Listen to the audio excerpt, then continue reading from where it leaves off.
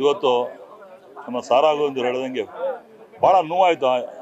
ಆ ತಾಯಿ ಭುವನೇಶ್ವರಿ ತಾಯಿ ಕನ್ನಡ ಚಿತ್ರರಂಗಕ್ಕೆ ಸೌತ್ ಇಂಡಿಯನ್ ಫಿಲ್ಮ್ ಬ್ಯಾಂಕ್ ಕೊಟ್ಟುವಂಥ ಕಡೆಗೆ ಅದು ಬೆಲೆ ಕಟ್ಟೋಕ್ಕಾಗಲ್ಲ. ಅದರ ಮುಖ್ಯವಾಗಿ ಭಾಗ್ಯವಂತರ ಸಿನಿಮಾ ನೋಡಿದಂಗೆ ಆಯಿತು.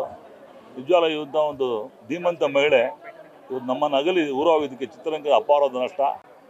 ಎಲ್ಲ ಪಂಚಭಾಷೆಗಳಿಗೂ ಜನ ಎಲ್ಲರೂ ಅಲ್ಲಿಂದ ಕೂಡ ಭಾಳ ಫೋನ್ಗಳು ಮಾಡ್ತಾಯಿದ್ದಾರೆ, ವಾಣಿಜ್ಯ ಮಂಡಳಿ ಮಾಡ್ತಾಯಿದ್ದಾರೆ. ಪ್ರತಿಯೊಬ್ಬರು ಕೂಡ ಬಂದು ಅವರಿಗೆ ದರ್ಶನ ಕೊಡುವಂಥ ಒಂದು ಸಮಯ ಕೂಡ ಬಂದಿದೆ. ನಿಜವಾಗ್ಲೂ ನೋವಾಗಿದೆ.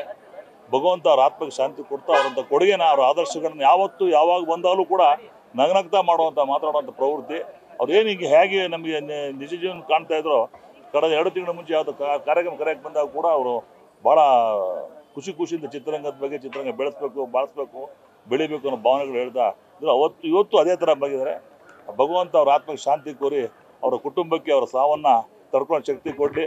ಎಲ್ಲರೂ ನಮ್ಮ ಕನ್ನಡಿಗರು ಪ್ರತಿಯೊಬ್ಬರು ಶಾಂತರಿ. ನಮ್ಮ ಭವಿಷ್ಯ ನನಗೇನೋ ಮಾತಾಡ್ತಾ ಇದ್ರು, ಇಲ್ಲೇ ಅವರು ರವೀಂದ್ರ ಕಲಾಕ್ಷೇತ್ರ ಬೇಡ ಅನ್ನೋದು ನಾವು ಕೇಳ್ಕೊಂಡು ವಾಣಿಜ್ಯ ಮಂಡಳಿ ಅಧ್ಯಕ್ಷರಿಗೆ ಡಿಸ್ಕಸ್ ಮಾಡಿ ಎಲ್ಲಿ ಮಾಡಬೇಕು ಅನ್ನೋ ಕೇಳಿ ಆಮೇಲೆ ತರಿಸ್ತೀವಿ.